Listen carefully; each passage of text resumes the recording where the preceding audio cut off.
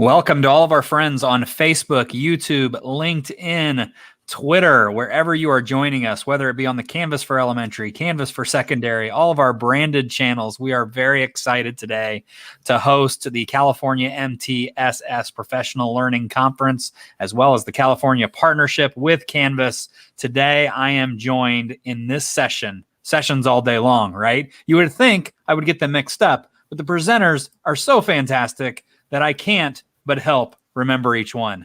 Toby Espley from OCDE, from the Orange County Department of Ed. Super excited to be joined by her as we're going to be talking about building community and relationships today through a learning management system, specifically Canvas, right? I can't wait to get started, but also, as a reminder, in the chat, coming up in the comment sections in the chat section of the live stream, we will be promoting our Digital Learning Day along with the California MTSS Professional Learning Institute coming up, their 4th annual California conference at the end of the month, July 20th through July 22nd. Super excited to be a part of that. We are also going to be giving you the registration link. So if you haven't been registered yet, please get registered as soon as possible, and that will be happening in the comments and chat section below. This day is all about amplifying the stories of educators, leveraging Canvas to do exactly what Toby's going to talk about today, which is building community and relationships, something I absolutely believe can be accomplished virtually. So I can't wait to see how Toby approaches that as well. Toby, welcome to the show. Thank you so much for being here. Lots of viewers coming in. Tell us where you're from, like, share, comment, do all of the things so that your administrators and teachers can see what Orange County Department of Ed has to share.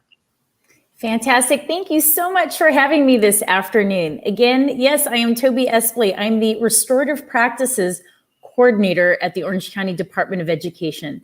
I'm also a part of the California MTSS statewide team.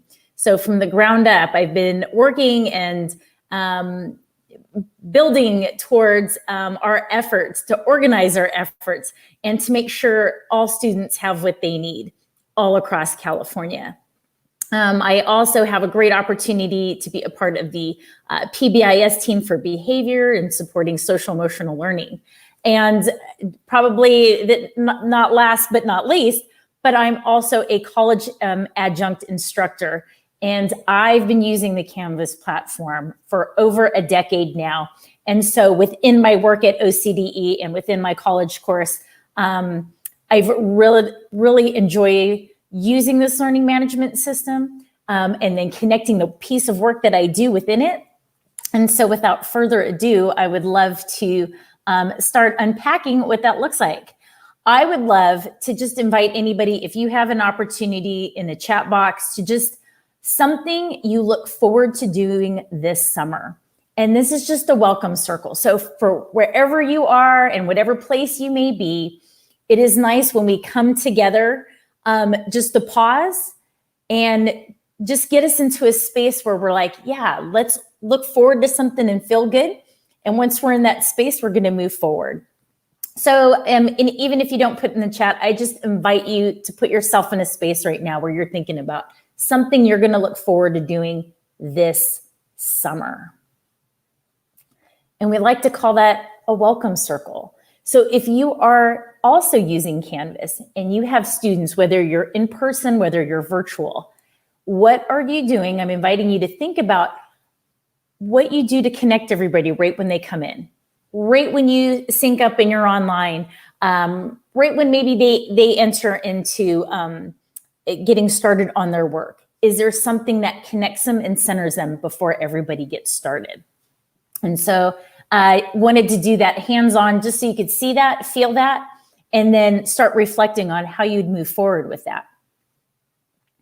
So in our very quick time together, we're going to talk about whether you're virtual, whether you're in person and using the Canvas platform, how we're able to connect. How are we making sure we're being restorative? And I'm going to talk about those little foundational pieces as we move forward. So my work comes out of the International Institute for Restorative Practices. And so I'm just going to give you a lens in how we build relationships in community, regardless of where we are. and what those foundational pieces look like. And again, bottom line is we want to think about building community, and that looks differently because community can be built in person. For many of us, community is built virtually and through distance. We can be, in my wonderful class that I teach, I have students from around the globe. And so building that community looks different, but it's amazing and it's wonderful. And so regardless of what platform you're in, the relationship piece, and then also if something isn't right, how can you fix that? And so we're gonna take a look at those basic principles that need to be in place to build relationships. Something important that I wanna say quickly is that when you have students that come in, or either if you're learning and you're on a platform, however you're connecting to everyone else, we want to feel like we belong versus fitting in. When you belong, there is this emotional safety, there is respect, there is empathy, and it's this piece of you are accepted for who you are. When you fit in, it's you're transforming to what you think others want of you. And so when we have learners that come from everywhere into our system, we want to make sure that they feel like they belong. And so I just invite you to think of that whenever you're connecting to anyone. If you're a student, whether you're connecting, if you are an instructor, if you're an administrator, if you're a teacher, whatever your role is, reflect and think, whoever I'm surrounding, have I created this space where they feel like they belong versus fitting in? And when we think about the environment we create, those brave spaces to speak and learn, the things that they have in place are cultural awareness, cultural responsiveness. So you are aware that you have people from all over, and there are different beliefs from all over, and there are learning different learning styles all over the place. Cultural responsiveness, how we respond, how we are aware, and what we put into place so that others can feel like they belong. Same with trauma informed. Everybody comes, I would say this past year in this pandemic, everyone has a little bit of trauma of not being able to find toilet paper in the store, not being able to see your family, whatever it is. I just invite you to have some of these pieces in the back of your mind as you're planning. And then there's this thing that I love that I'm able to do on Canvas. It's called a cultural archetype. And we're collectivists. That means we're interdependent. And that means when we come together, we are wired that way, where we want to hear what others are doing. And we want to know what's happening. And we want to hear those other perspectives. And that collectiveness is more about that needing to belong and come together versus being independent and kind of siloed and working on your own. So just think of the ways that you can build that for people who are looking to connect in that way. So I invite you to think about, when you're thinking of relationships and community and how we build that, what do they look like? What do they sound like? What do they feel like? And for example, you know, when I think of healthy relationships, I think of trust, buy-in, support, kindness, being forgiving, being able to adapt. You know, sometimes we have to change lanes, we have to step back to move forward, and just having the space and the ability to be able to do that. When we think of barriers that can get in the way of building relationships and community, there are many. Think of if you're kicked off your online format, or you're trying to connect, or even if you're on a call and the call gets dropped. Those pieces I think that we normally see, but some of the things we may not see so much are not knowing about culture, not knowing about where our colleagues or students are from, understanding their resources. And so I invite you just to think about, when we look at barriers, expand out past what we can just see that's right in front of us. And how are those barriers overcome? Through restorative practices. Some of the strategies that we use allow us to have these conversations, allow us to reflect and allow us to gain this information. It's this dialogue piece where we're listening to understand versus a discussion is you're trying to make a final decision and get to an end. But a dialogue is really where you get to sit back and we get to really listen and reflect to understand.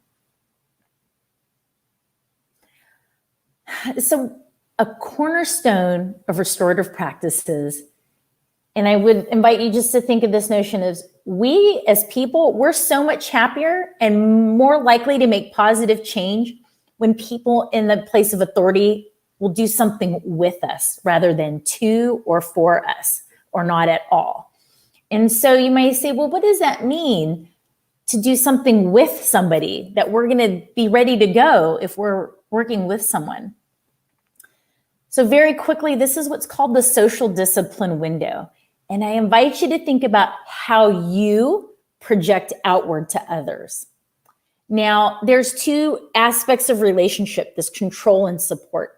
We want to have a balance of both, because if you're all control, it's do this, do that, I need this, I need that. And so just to be aware that sometimes we do need to set limits, but we also want to balance it out with support. So how can you reflect on that? But if you are all support and no control, it may be a little chaotic.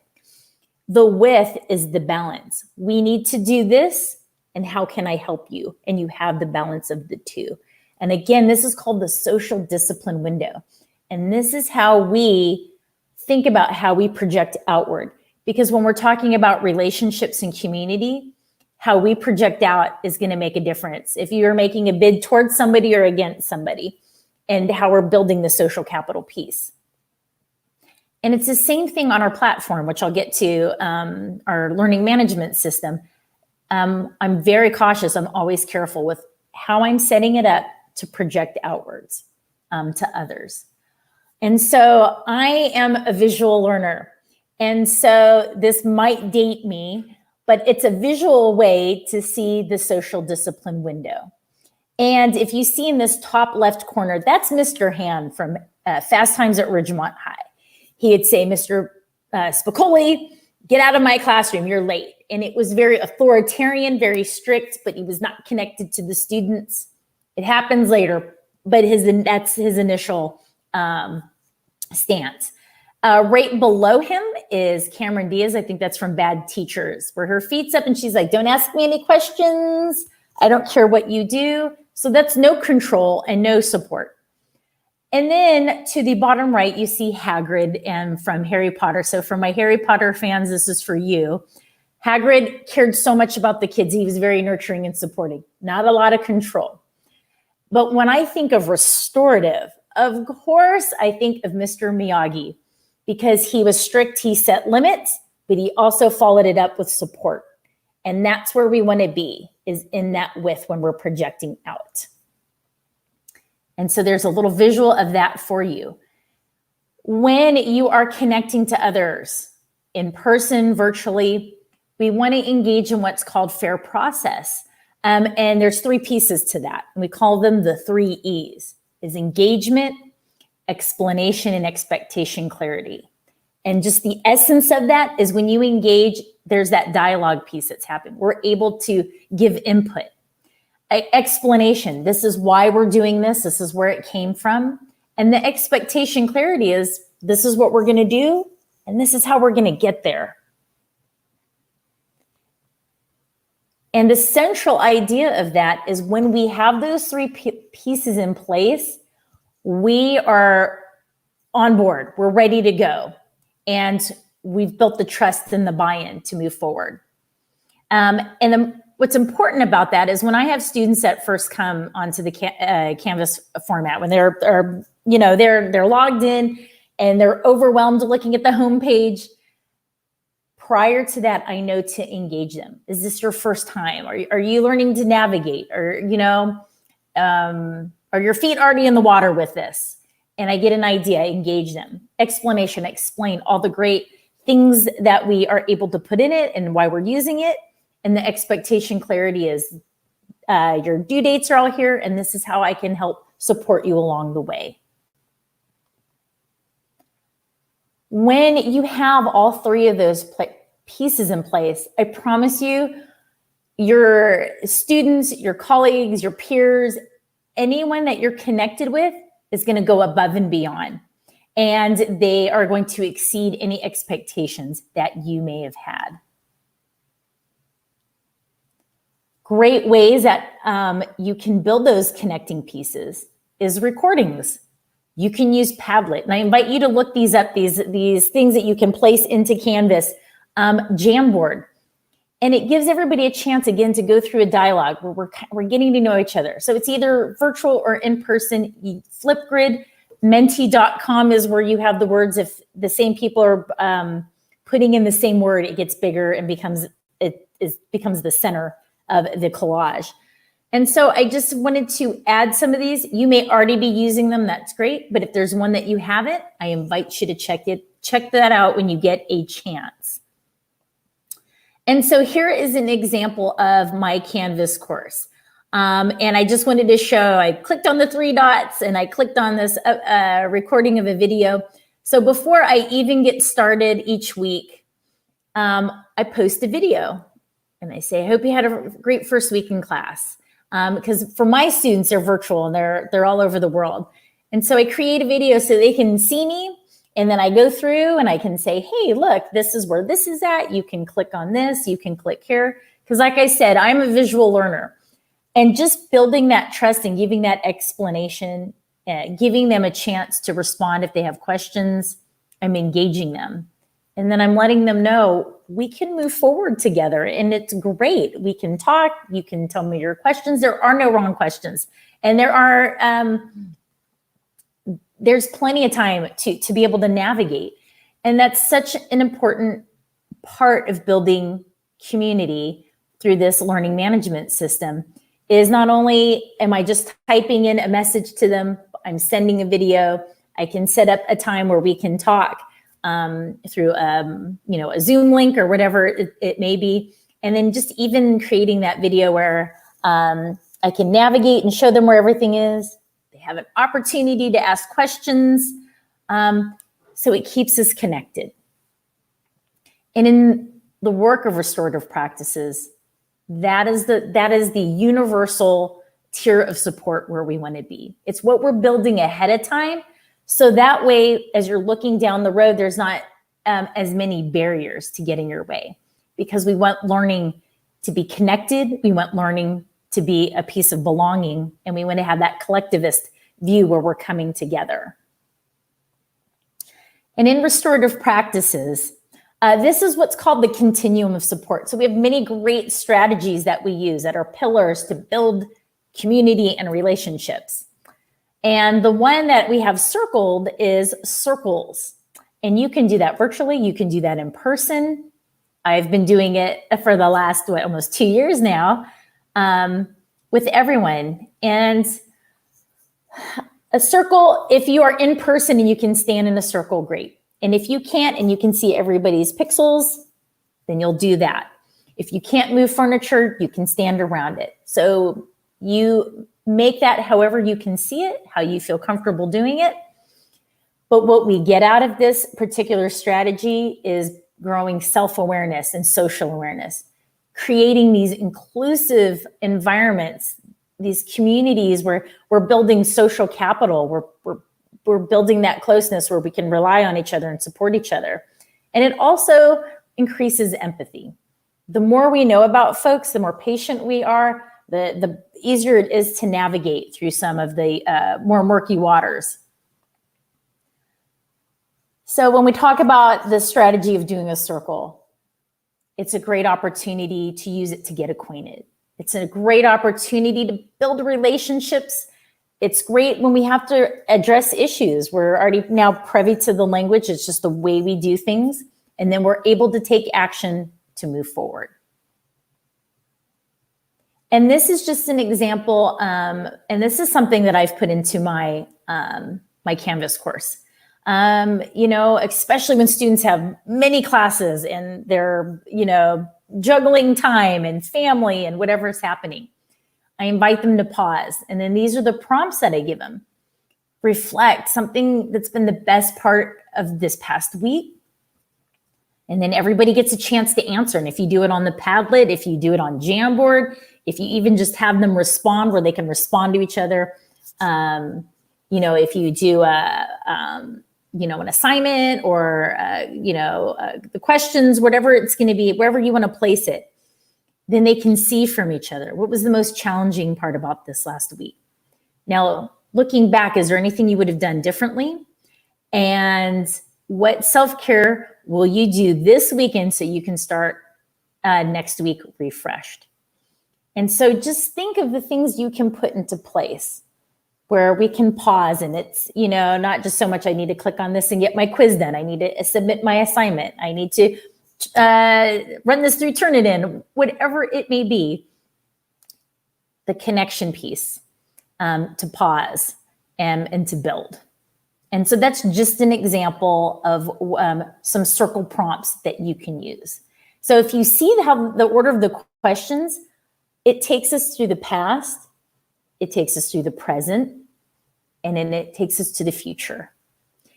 And being able to do this takes us through fair process because you're engaging them.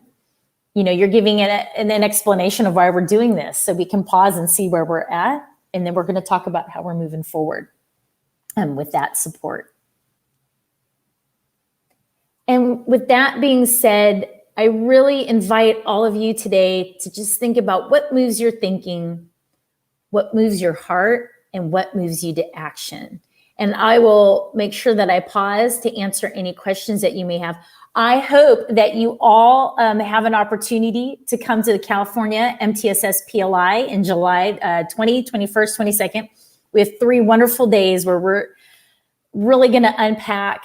We have wonderful speakers and just unpack wonderful resources and opportunities to help build creating that learning environment for all students through the MTSS framework.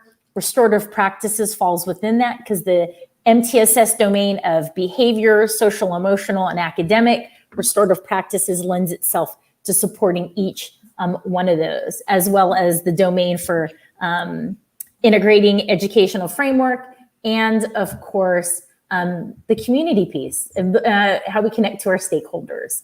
And with that being said, I will pause to see if there's any questions. Yeah, Toby, I'm checking out the comments section now. Just thank you so much for sharing that. I was getting pinged by people in the company that were like, "This session is fantastic, fantastic." So it's such great work. We went ahead and put the link to the resources in below that you shared with us, as well as that link to the California MTSS Professional Learning Institute coming up July 20th. Get registered. You'll find more sessions just like this that will help you with that MTSS modality. We've got all kinds of sessions left. We have 2 sessions left today in our digital learning showcase with California. We're talking designing digital learning environments for all with Jeremy and another special guest. I knew I was going to do that. I was going to talk about Jeremy, but forget the addition to that. But we have another special guest with Jeremy that will be joining coming up at 4:00 Eastern, obviously California time, 1 p.m. And then 5 o'clock Eastern, 2 o'clock California time, student-led Canvas courses, which I love, designing for students by students. That will be the session to end us today in our MTS Canvas showcase here on all of our streams live on YouTube, Facebook, LinkedIn. If you have comments or suggestions, please continue to throw those in the comments and chat below. We'll stick around here at the end to answer those. We appreciate you so much, Toby, and your time. We know it's super valuable, so we're going to let you go. But as always, folks, join us for our next session coming up at the top of the next hour. Absolutely. And if you want to know more about restorative practices, I will be doing sessions at the California MTSS PLI. And I will continue to sing my praises also for Canvas. So if you have questions about what I'm doing and how I'm connecting, I'd be happy to chat with you virtually. And with that being said, thank you, everybody. Thank you, Toby.